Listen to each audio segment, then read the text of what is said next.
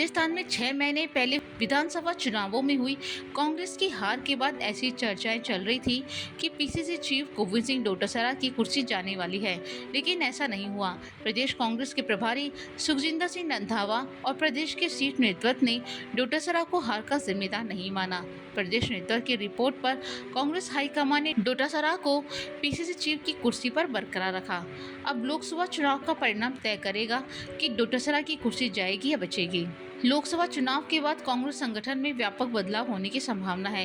यानी पिछले चुनावी सीजन में भाजपा के मोरिया बुलाना के दावे करने वाले बयानों से चर्चा में रहे डोटासरा के अपने मोरिया बुलाना अब लगभग तय माने जा रहे हैं। लोकसभा चुनाव का परिणाम 4 जून को आएगा। 4 जून को पता चल जाएगा कि कांग्रेस में किसका पद बढ़ने वाला है और किसका कद घटने वाला है। न केवल गोविंद सिंह डोटासरा बल्कि अशोक गहलोत, सचिन पायलट, हरीश चौधरी, टीकाराम जूली सहित कई नेताओं का राजनीतिक भविष्य इन्हीं लोकसभा चुनाव पर निर्भर करेगा। हालांकि ये तय नहीं है कि गहलोत और पायलट के प्रभाव वाली सीटों पर चुनाव परिणाम विपरीत आने पर भी पार्टी में उनका रुतबा रहेगा, लेकिन अन्य नेताओं का भविष्य इन्हीं चुनाव परिणाम पर निर्भर करेगा। फॉर्मूला केवल हार जीत पर तय नहीं होगा, बल्कि किसने कितने प्रतिशत वोट खींचे ये भी महत्वपूर्ण रहेगा। राजस्थान की जालोर लोकसभा सीट के अशोक गहलोत के बेटे वैभव गहलोत चुनाव मैदान में हैं। चुनावी दिनों में गहलोत अमूमन जालोर में ही व्यस्त रहे।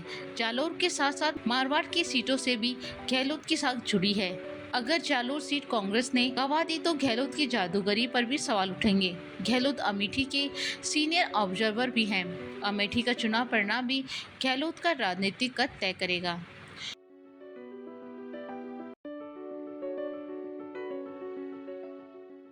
लोकसभा चुनाव के परिणाम से सचिन पायलट की अहमियत भी तय की जाएगी। इन लोकसभा चुनाव में सचिन पायलट की सिफारिश पर कई प्रत्याशियों के चुनाव लड़ने का मौका मिला। पायलट ने जोर शोर से चुनाव प्रचार भी किया। जयपुर ग्रामीण, टोंक, दौसा, करौली, जोधपुर, झुंझुनू, भरतपुर और श्रीगंगानगर की सीटों पर पायलट की पसंद प्रत्याशियों ने चुनाव लड़ा। इन सीटों पर अगर कांग्रेस के प्रत्याशियों की जीत होती है तो पायलट का कद काफी बढ़ जाएगा। इसके साथ ही पीसीसी चीफ की कुर्सी पायलट के पसंद के नेताओं को मिलनी तय मानी जा रही है। अब यहाँ बस इंतजार है तो 4 जून का।